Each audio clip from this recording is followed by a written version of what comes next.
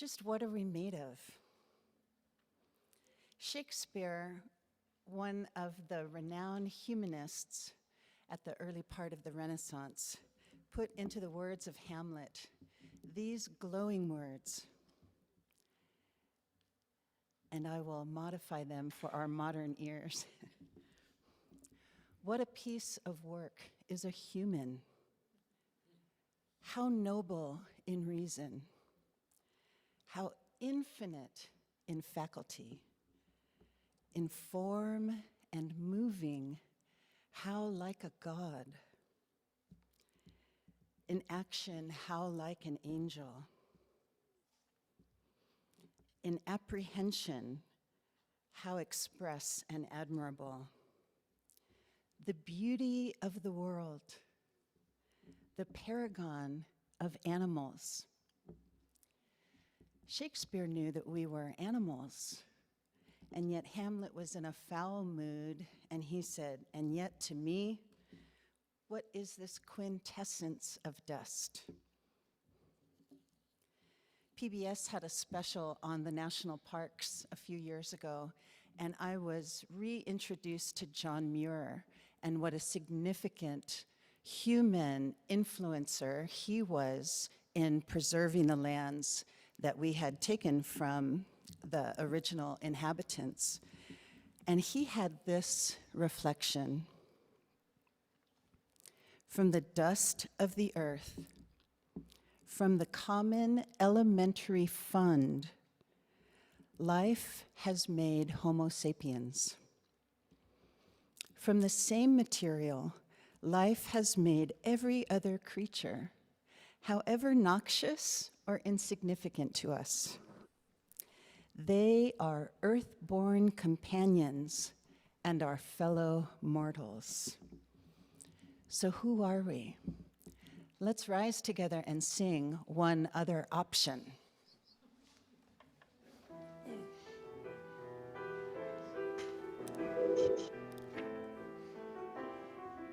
The words are projected both in the back and then also in the front.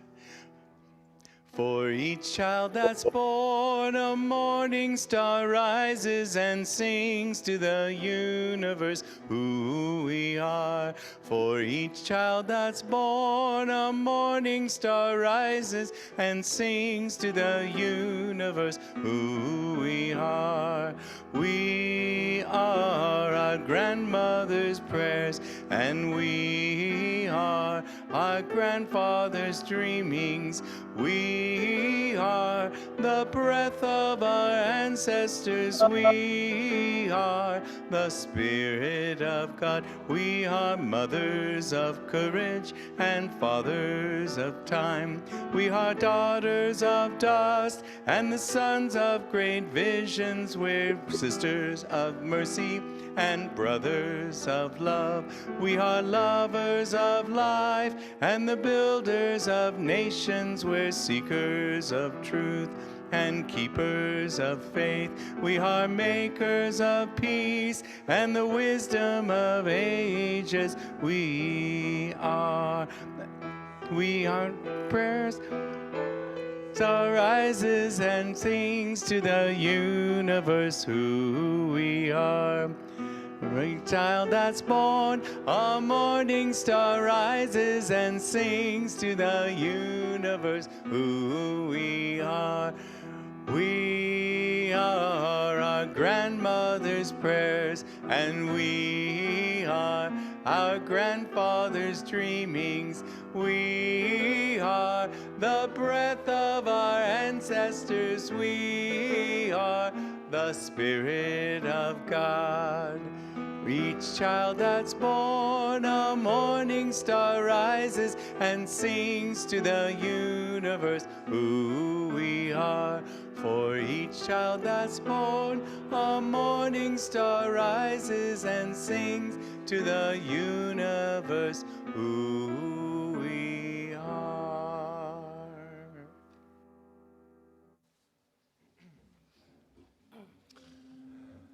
Good morning, everybody. Merry Christmas Eve. Morning to you. Randy just told me that yesterday was Christmas Adam Day, and today is Christmas Eve Day. Oh. You can blame Randy for that one. Well, here you are. It's Christmas Eve morning, which means you have the chance today to just begin going to church, and you can go to church 2 more times this afternoon at 4 p.m. or at 7 p.m., or maybe that's not your thinking. Maybe your thinking is you're getting it out of the way right now. You've shown up for church this morning at 10 o'clock, and you're just going to coast the rest of the day. Either of these are fine. All of those are fine options for sure. But we are glad that you are here this morning as we are having our service in the round in a more cozy and intimate setting. And our choir is here as well to sing for us as well. We are glad you are here. We are glad that we can come together on whether you celebrate Christmas or not. Maybe solstice is your thing. Maybe Hanukkah is your thing. Maybe you don't like any of it. It doesn't matter. We're glad that you're here this morning as we lift up in song and word and joy and energy, just the chance to be together and to celebrate love on this morning. So we welcome you here this morning, no matter the color of your skin or your age or your income or your ability, you are welcome here. No matter your gender expression, your sexual orientation, or who it is that you love, we just want to hear that you love, and you are welcome here. No matter your life story, what it is that has led you up to this very morning, whether it has been full of trial and arduous obstacles or full of joy and wonder, my guess is it's been a bit of both of those things. We are glad you are here. You are welcome here. Let us enjoy this morning. Let us enjoy each other. Let us enjoy a celebration of nothing less than love itself.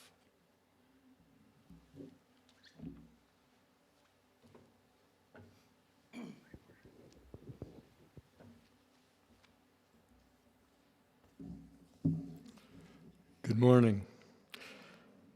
Every day brings struggle. Every day brings joy. Every day brings us the opportunity to ease the struggle of another, to be the joy in another's life. May this flame remind us to carry our light to each other and around the world. Please rise to sing.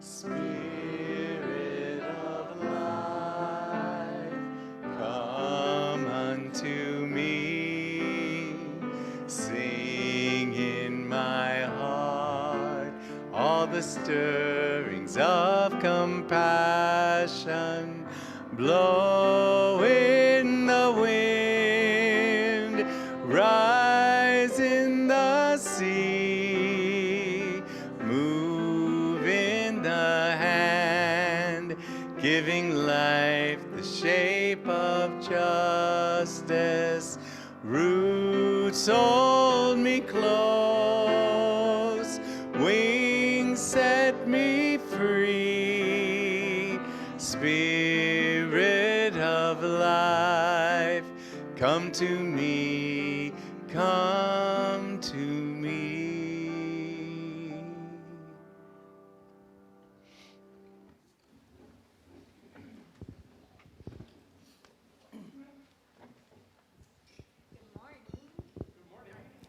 My name is Amy Brock, and I'm the Director of Religious Exploration for Children and Youth. And today I'm here to ask you some important questions.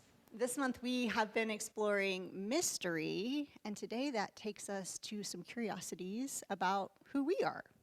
So, you have a couple of options. You can think about these questions in your head. You can share them with a friend next to you, or if you want to share them with everybody, you can let me know, and I'll bring the microphone to you, and you can share. So our first question today is, who are you? When I say that, what comes to your mind? Maybe it's a name, maybe it's something connected to something that you do. Maybe it's a hobby. I don't know. Who are you? Does anybody want to share their selves? Their who's? You want to share?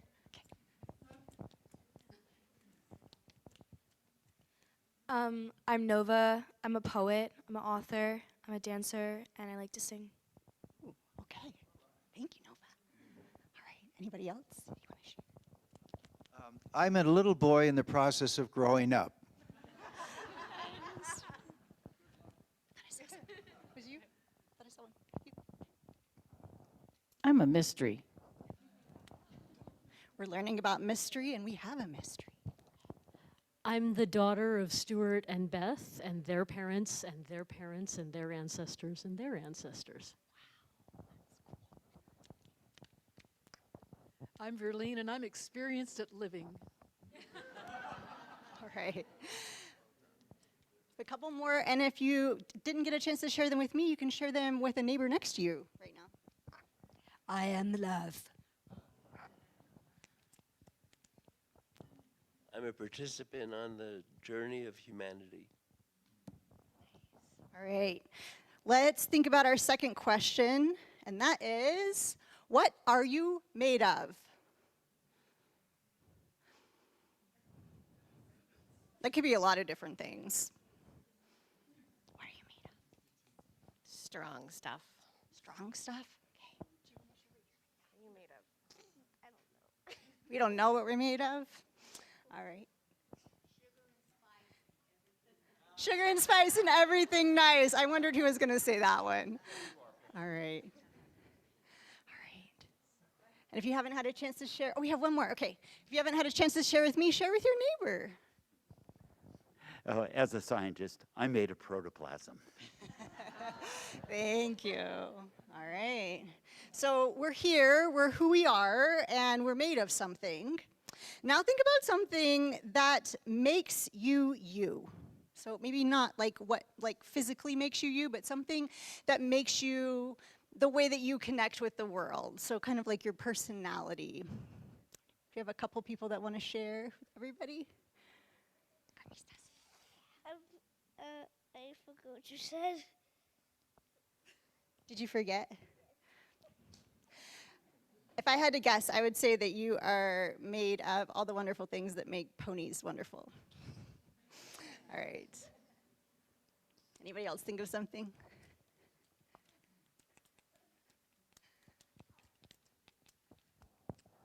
I am a lover of living.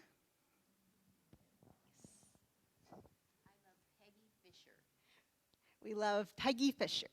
Okay. Anybody else have something that makes them them and they just really want to share it? Okay. Treating everyone with kindness, regardless of if they treat me with kindness. Curiosity. So many things that make us who we are. And I think we're going to explore that a little bit more today with Chela. And I think at this time we're going to say the Children's Covenant. Do we have a Children's Covenant slide? Okay, so we don't have RE today, our normal RE classes, but if you are 6 or under or around that age, after we say the Children's Covenant, you're welcome to come and do some personal spiritual exploration with me and our RE volunteer. We have some building supplies like Legos and art supplies if you want to come and join us in the RE space after this. All right, let's say it together. In this place, I am kind. In this place, I am loving. In this place, I am a friend to the earth and all animals and people. In this place, I am loved.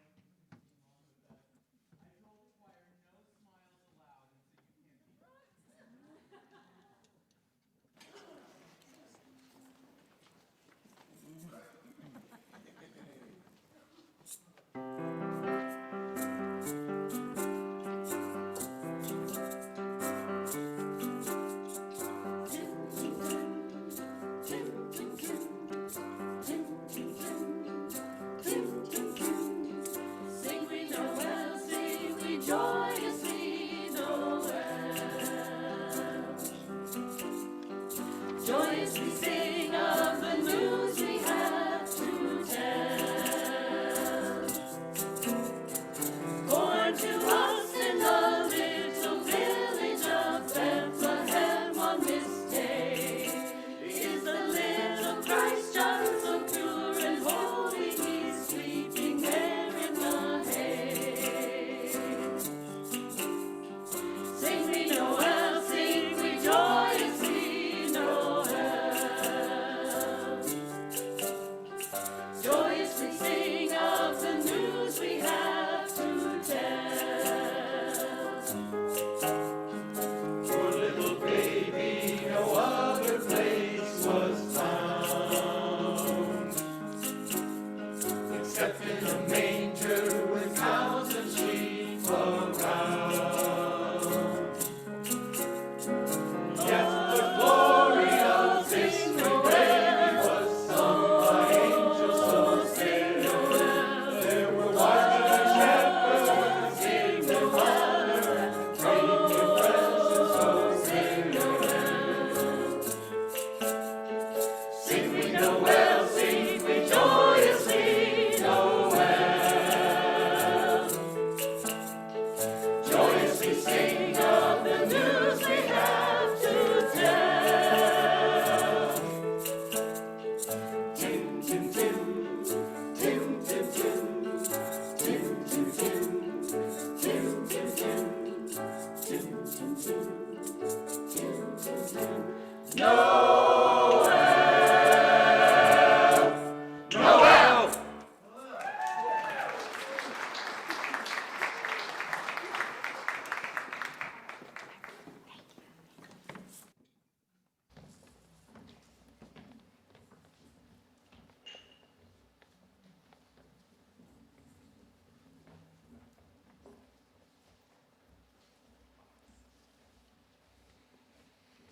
Noel, all right. Thank you, choir. Festive, festive. Did you know that our choir director has a salary, and our staff has a salary, and our lights come on every single time we flip the switch, and this place gets cleaned by our staff? All of these things are made possible by the generous contributions of the resources of this family of faith. And so in that spirit, with gratitude that when we turn the lights on, they come on, we will take this morning's offering.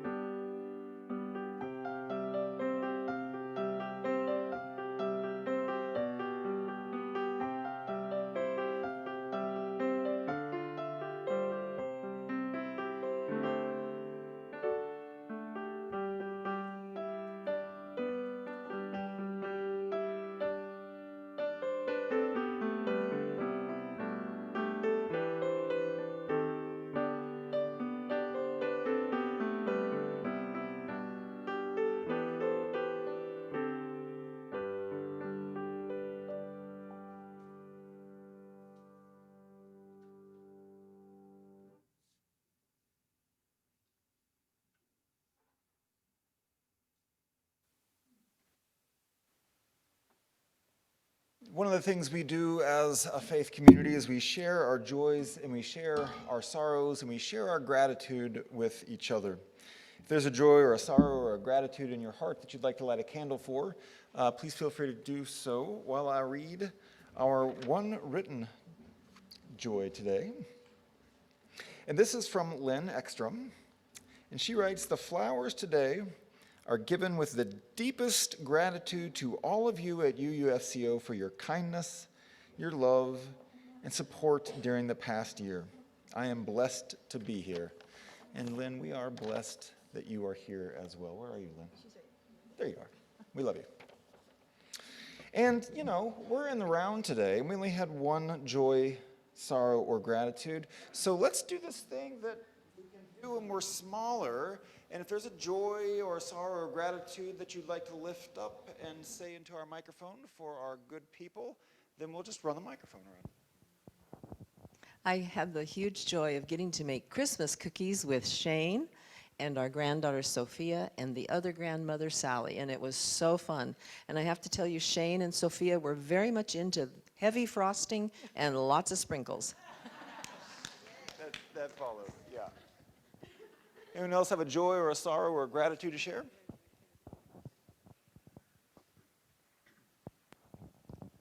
Over the last 7 years, this fellowship has been a renaissance to my soul.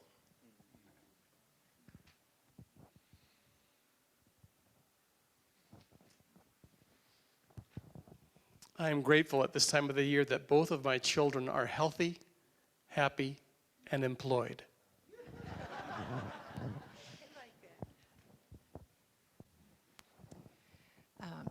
A woman came up and greeted me, and she said, "You're Sarah's mom, and Sarah's my daughter, and I am her mom, and I honor her life, and I also have a little sadness that she's not currently with us."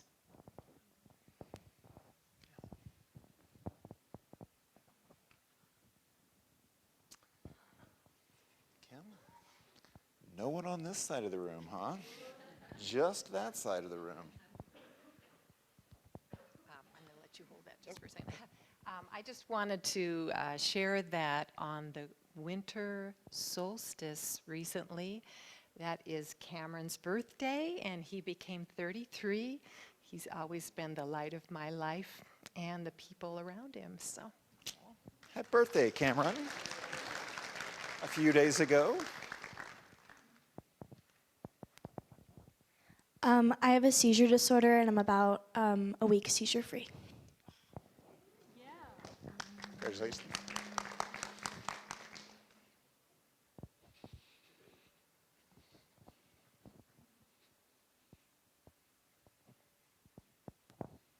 I am so happy and joyful that my son Peter and his partner Alina are moving back to Bend.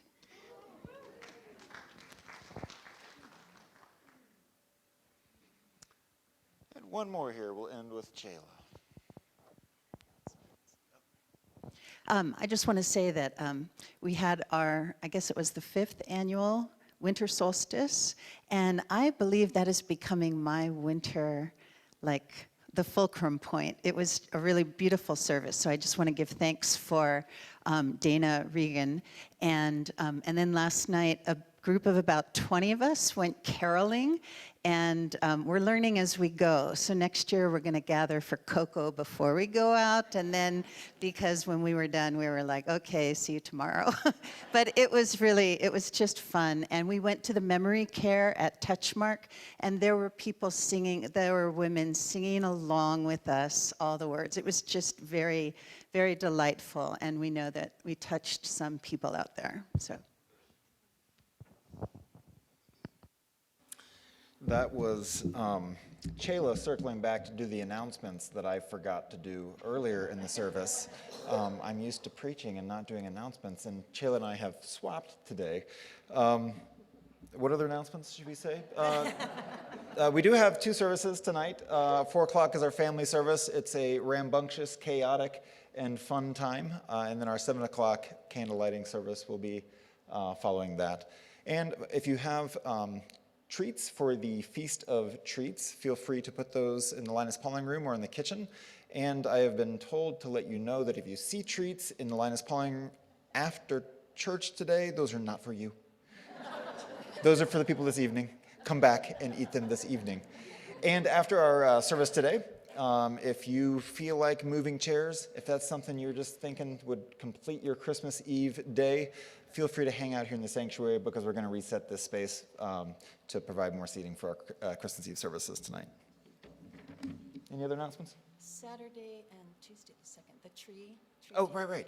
Okay. Hi, my name is Chela Sloper, and I'm the Congregational Life Facilitator, and welcome to those on Zoom. Okay, so all the beauty that we put up for the winter holidays has to come down. And so next Saturday on the 30th, we're going to be taking down the big tree only. And so not to put anybody on the spot, but could I just have some show of hands of, it doesn't take many. We're going to be meeting at 10 a.m. If anybody has okay, perfect. Thank you so much.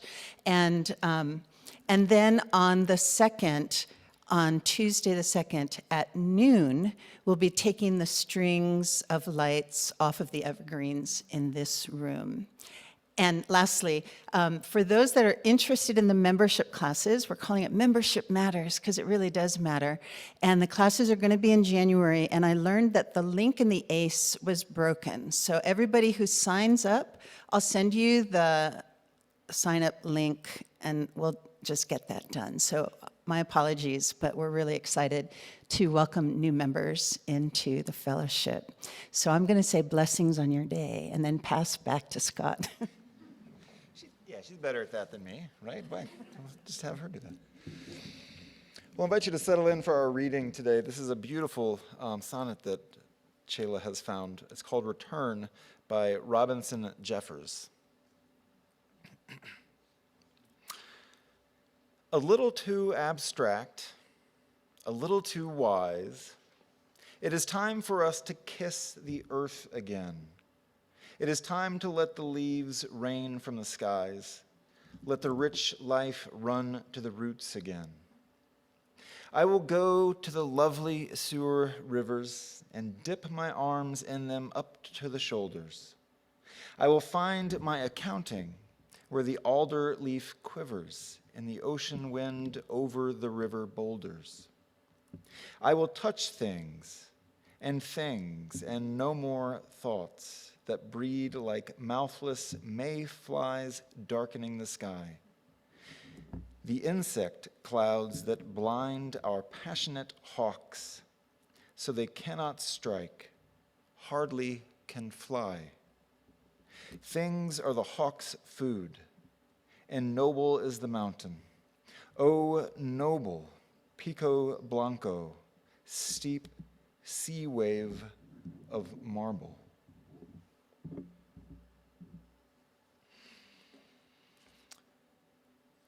I invite us to take a deep breath together.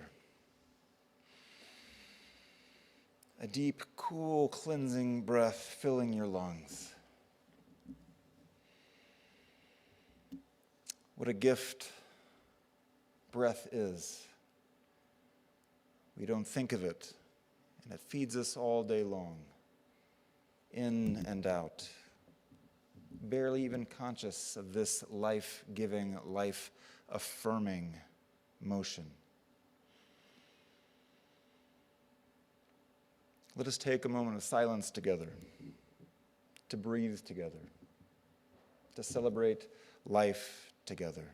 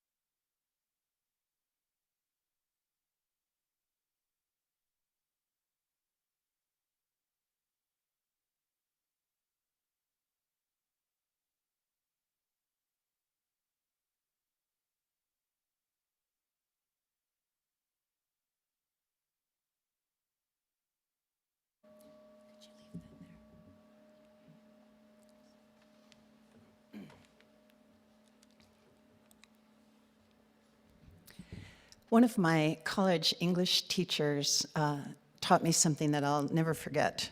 She said that when we hear a poem, it should be read twice.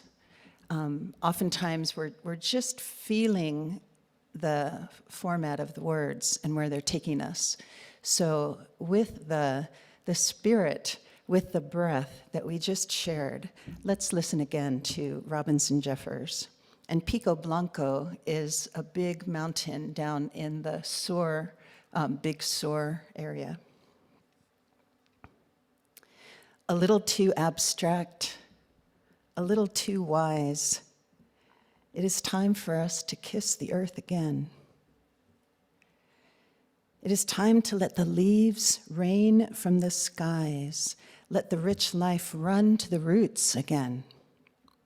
I will go to the lovely Sur rivers and dip my arms in them up to the shoulders.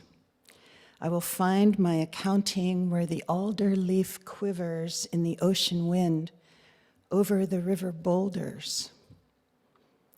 I will touch things and no more thoughts that breed like mouthless mayflies darkening the sky.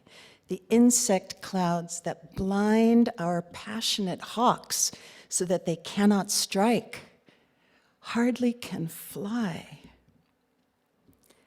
Things are the hawk's food, and noble is the mountain. O noble Pico Blanco, steep sea wave of marble.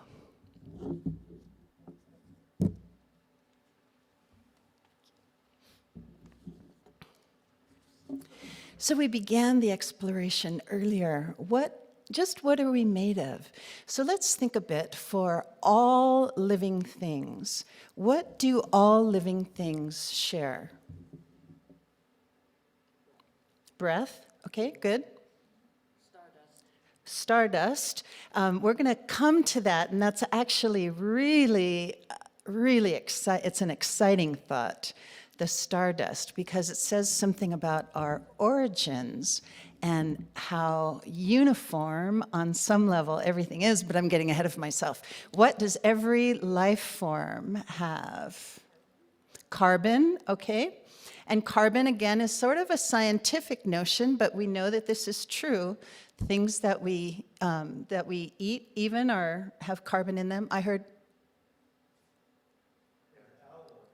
Say again? Yeah.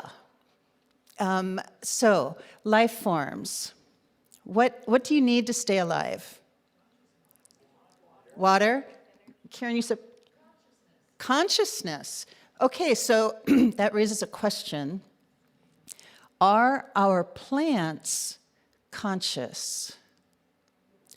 And some of us would shake our heads no, and it is possible that all life forms, by having responsiveness to circumstances, it could be considered some form of consciousness or awareness, but we don't know. So that's part of the mystery of what we get to explore. And so think about your cats, dogs, horses, birds. They're similar to us in many respects.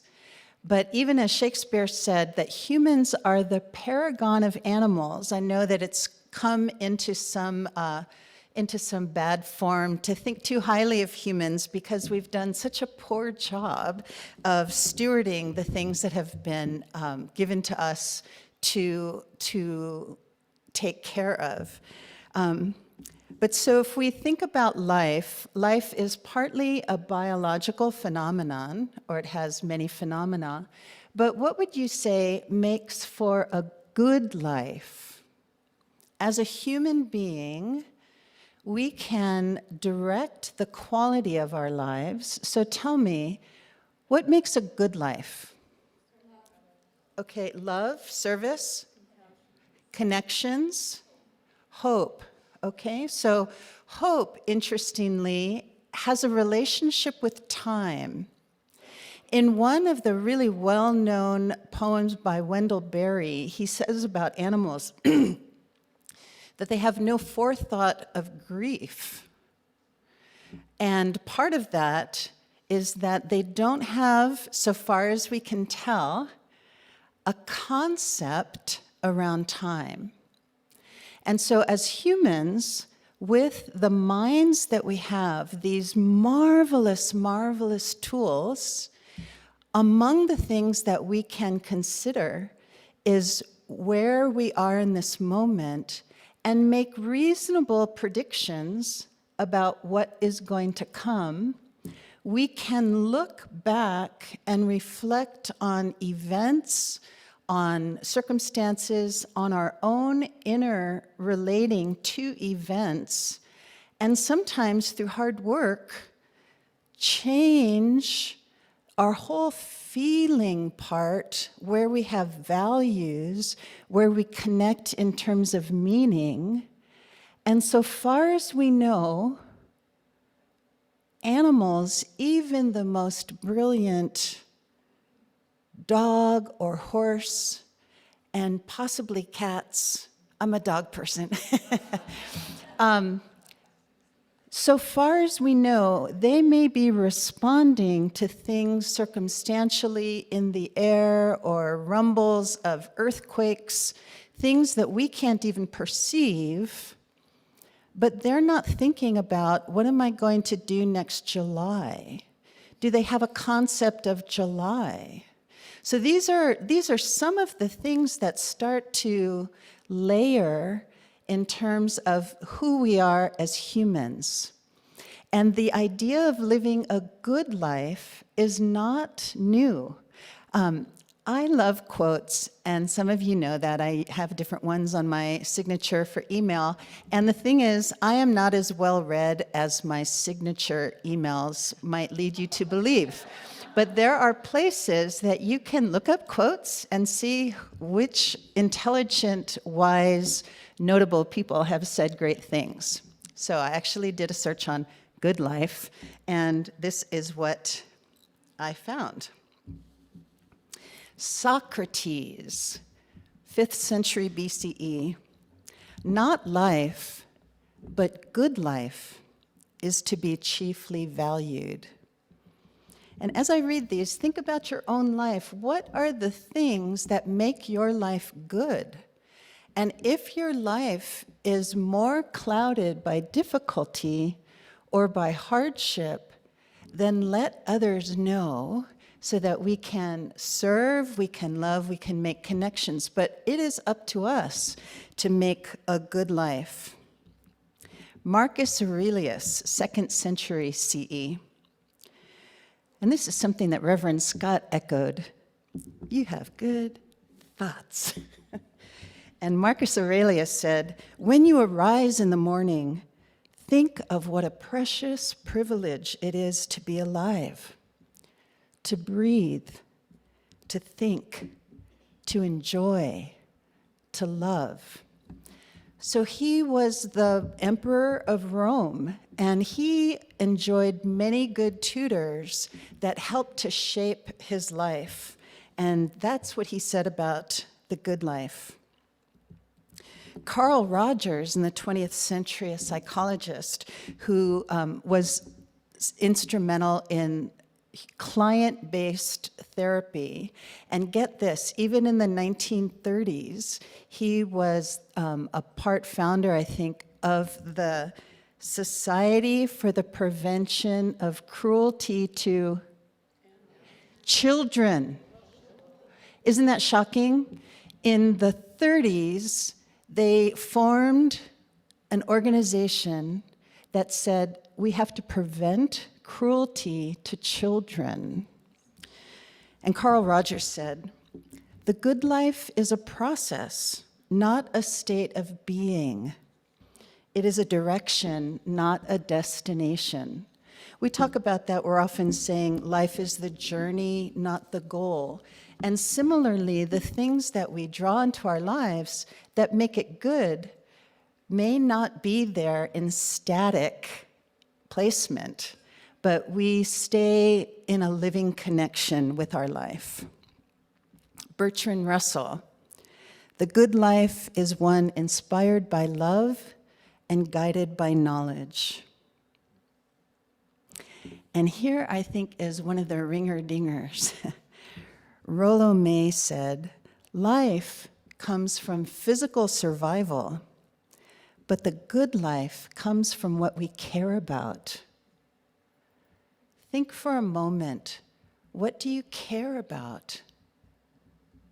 It might be the people in your life, it might be your health, your mental well-being, it might be for the planet, it might be for our neighbors who don't have homes and shelters.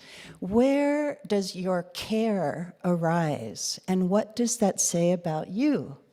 Who are you as known by what you care about? So here we're going to turn and talk about stardust. A poem called Matter by Aaron Hansen. You may not believe in magic, but don't you think it's strange? The amount of matter in the universe has never slightly changed. That all which makes your body was once part of something more, and every breath you ever breathe has seen it all before. There are countless scores of beauty in all the things that you despise. It could once have been a shooting star that now makes up your thighs. And atoms of forgotten life who've long since ceased to roam may now have the great honor to call your crooked smile their home. You may not believe in magic, but I thought that you should know the makings of your heart were born 14 billion years ago. So next time you feel lonely when this world makes you feel small, just remember that it's part of you and you're part of it all. So that poem I think we'll just leave in the one-time iteration, but think of the origin of everything. And we can't know. The Soul Matters theme for this month is mystery, but the question grabs our curiosity.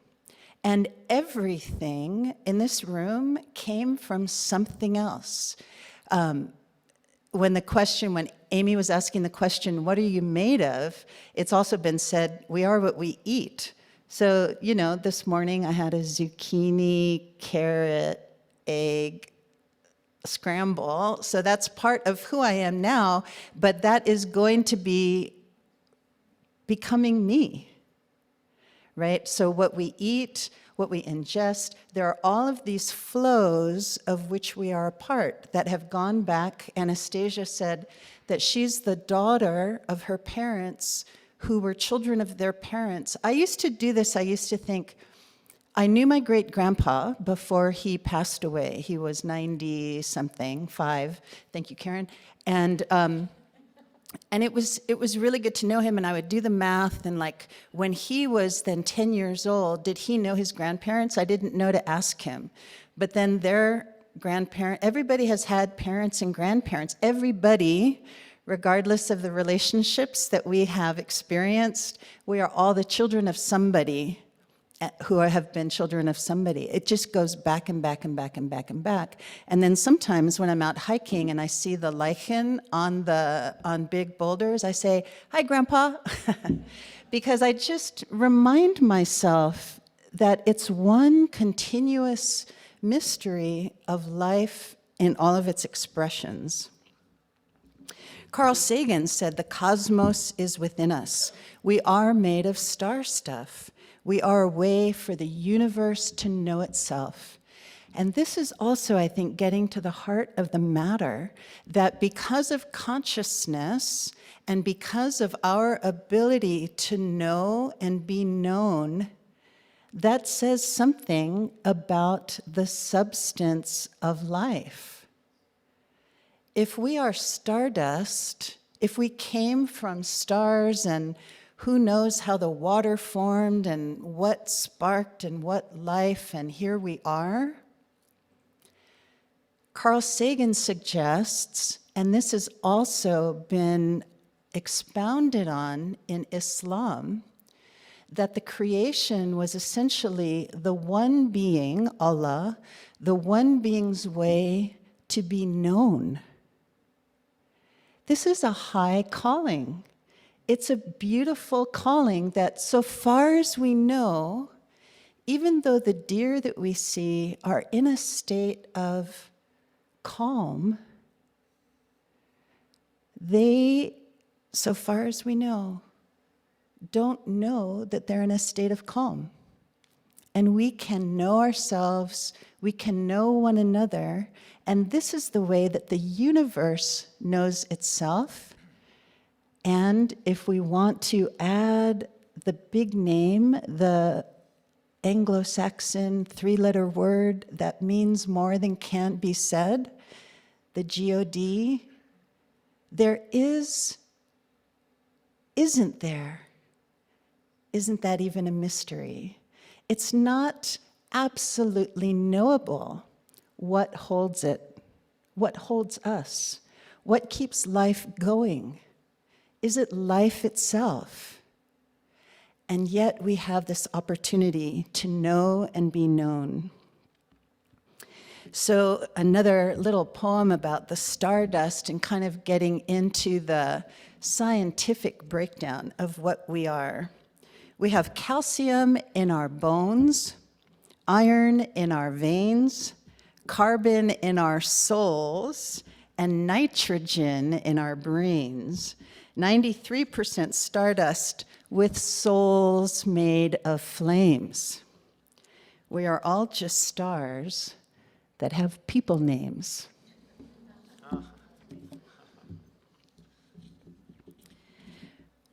One of the notable Unitarians that we love to quote, Martin Luther King Jr. quoted him. Theodore Parker, we know, said, "The moral arc of the universe is long and it bends toward justice." And this is something that I think we as Unitarian Universalists really hang our hope onto. And also, not that it will happen on its own, but that we are called into some participation of that. But here's something else that Theodore Parker said. And I suspect that this was after Unitarianism really became more known as a break from traditional Christianity. He said, "Be ours a religion which, like sunshine, goes everywhere. Its temple, all space, its shrine, the good heart, its creed, all truth, its ritual, works of love, its profession of faith, divine living." What is divine living? So, you may have heard me use this phrase that I use with regard to myself, that I'm post-Christian. I was shaped in the evangelical church, and I don't regret that. I think it really was a good scaffolding for my development and formation. But the house of cards started crumbling at some point.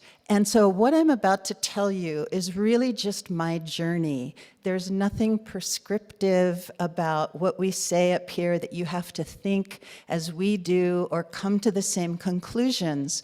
As Unitarian Universalists, we thrive in an atmosphere of exploration, discovery, asking questions, and asking questions that will lead to more questions. Like the answer is not necessarily the destination that we like. So even when I was in college, I went to a Christian college, as everything in my life was sort of defined by that. And in a theology class, which I loved, there were these categories that we would look at. So one was Christology. How do we understand the person of Jesus or the Christ? And then there was anthropology. What do we make of the human being as part of the whole, as it were, economy of being in divine life? And even in those days, I had what was called a low Christology and a high anthropology, which means I thought Jesus was just one of us. He was human. And yet the Christian tradition had elevated this figure and had a very elaborate story, which was really quite compelling. And I just didn't believe it anymore, that there was an immaculate conception. You know, all the stories, and I don't want to diss Christian theology, but I do want to say that even being in the round here today is, in my opinion, reflective of this notion that if we're going to be remembering the life of that one man who was born, in my opinion, we don't really know. I think the story is really a very compelling story. But these are the things that are celebrated every Christmas. And I just want to say, I think there is some veneer that has been put over some of the history of that particular person and life. So the idea of having a low Christology meant that Jesus was one of us. So then, what did he draw upon in his life that made him come alive? He was a teacher. I forget even there are historical sort of inferences. There's not really a specific reference to the guy, but there are inferences from early historical records. But what did he do? What did he follow in his own heart that made him the teacher that 2,000 years later we mark our calendars by his life, right? So I do think, and within even our congregation, I do want that Jesus guy to be welcome, to be discussed here, and not shunned because some of us have had bad experiences. So the thing is, the teachings of this human being are amazing. They are amazing. So he has a teaching about time and anxiety. He says, consider the lilies, how they grow. So he was out in the field, as Jeffers would say, maybe touching things. Jeffers didn't mean manufactured things. He meant earth. But Jesus, as a teacher, watched what was going on. He said, look, they're not sewing, they're not spinning yarn, but look how beautiful they are.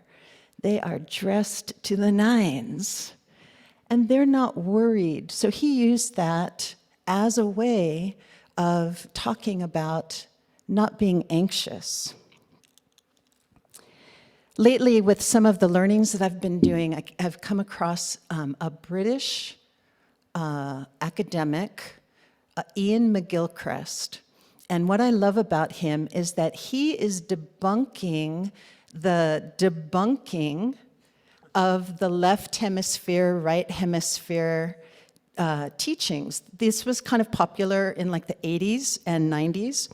And then the scientists said, no, the left side we thought was just logic and the right side was creativity, and nah, that's not really how it works. Well, he has done research upon research, and he says that the left hemisphere is focused on individual things. So the microphone, the podium, the chalice, the ripe banana, the thing that we're looking for. So predation, being a predator, you know, when we're looking at sales, this is a predation.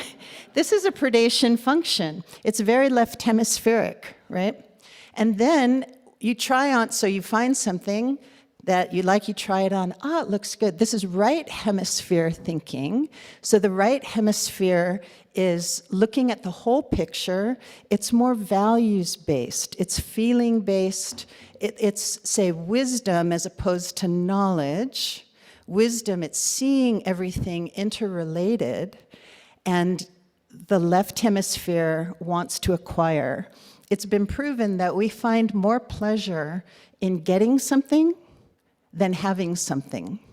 So there's like this dopamine hit when we go shopping, right? So we look at our economy and we look at the world, and there's been some overshoot. This is a useful word. There's been an overshoot in terms of there's so much to have, let's have more. That's left hemispheric thinking. And Ian McGilchrist suggests that the West and material cultures are really left hemispheric. So the more that we can work our right hemisphere, the better our life will be, and the better the whole ecology of the world that we live in will be better. Recently, thanks in part to Marty Rudolph, I have been bit by the jigsaw puzzle bug. She has a lending library of jigsaw puzzles if you'd like to be bitten by the same bug. And I just, while listening to Ian McGilchrist, I noticed that working on a jigsaw puzzle is left hemisphere. I need that little piece with the yellow outie and the red innie, right? And then you get it, and you put it in and right hemisphere. So these are valuable to think about just in our lives. And during this time, I know that there's a lot of gift giving, and there's going to be some talk about the GDP. How did our Christmas shopping do? Well, I would like to suggest that in the years to come, that we learn how to enjoy what we have and sort of turn down the volume on the acquisition part. I heard that in France, they're going to assess, it's like a tax on objects that can't be repaired. And I grew up at the kitchen table, we were talking about planned obsolescence. That was something that my dad had learned about, and it was like, what? So they're taking an action. There's something governmental that they're wanting to do. I heard also in some of the other northern countries, they're suggesting that folks limit their showers to 1 per week. Where water is an issue, how can we cooperate and participate in making this world really a better place? So I would like to suggest that we have a vision of living in harmony with the planet. And what that means in our individual lives is going to look different. And at this point, I would like the slide to come up about 2024. Aren't you terrified of what 2024 could be like? Everything is so messed up. I think it will bring flowers. What? Why? Because I'm planting flowers. Right? What are we investing? Where are we putting our energies? How can we express our care and live that good life? And the next slide. This is how your light changes the world. We don't know if our ideas are going to impress or influence others, but let's shine our light. Let's find what it is that really makes us come alive. Howard Thurman said, Don't ask what the world needs. Find what makes you come alive, because the world needs more people who are alive. Amen. So we have a song, and I would like us all to, stay seated right now as we learn it, and it's going to be a round. And I think it's really lovely, in my opinion. So the words are, oh, when we come into our calling, we become bells calling to everyone else. Oh, come into your calling. And so it goes like this. Oh, is that our, okay, that's fine. Oh, when we come into our calling. Actually, I'm going to sing it all the way through, then I'll break it down, and then we're going to do the round. Okay? So I'll sing it all the way through. Oh, when we come into our calling, we become bells, calling to everyone else. Oh, come into your calling. One line by line. Oh, when we come into our calling. Let's do that line again. Oh, when we come into our calling. Listen, we become bells, calling to everyone else. We become bells, calling to everyone else. Oh, come into your calling. Oh, come into your calling. So let's all stand. He's got that, yeah. So we're going to be in 3 parts. Debbie and Randy are also going to lead sections, and I want to make sure that that all of those on Zoom can hear all the parts, so I'll just stay here. So if I could have one of you on this side, and one on this side, and maybe if you kind of stand sort of there so you can face your people. And I'm going to have the center section. You'll have to divide yourselves. So kind of like, right, Rebecca and Shelley and Ellen. And so we're going to have side 1 is Debbie, 2 is going to be the center, and 3 is going to be Randy. But we're going to sing it all together 2 times, and then we'll do the round 2 times. And when we do the round, don't try to oversing one another. Listen. This is right hemisphere. See, the left hemisphere is, I want to do this right. And the right hemisphere wants to hear the music. Okay? So here we go, all together.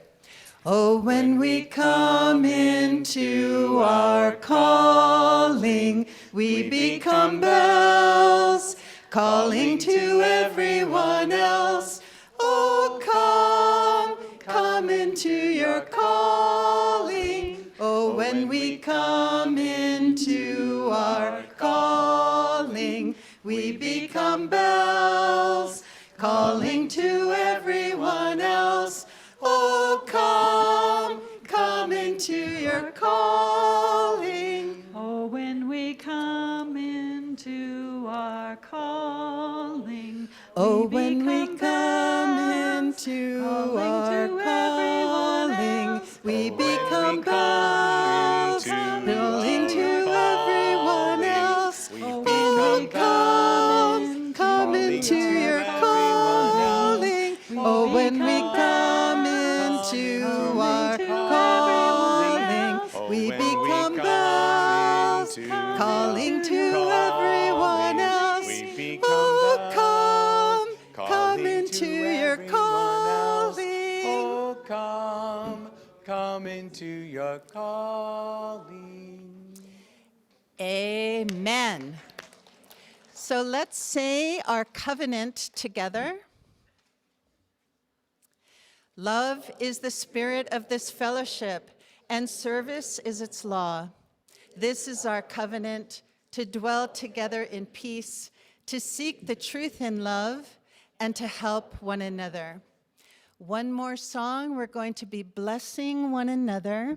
May all beings be well. Think of the whole earth. May all beings be happy. Peace, peace, peace. Some of you know this. Go ahead and sing it with me. When I start, we'll sing it 3 times.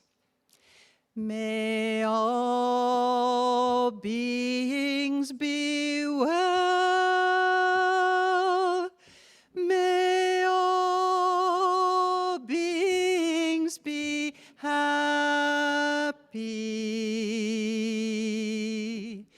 Peace, peace, peace. And harmony is welcome, especially on the peace. May all beings be well. May all beings be happy.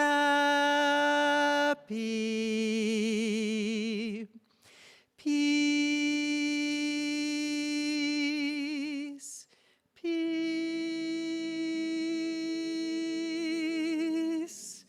peace.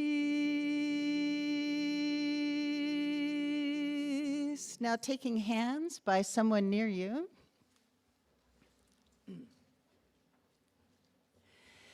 May all beings be well.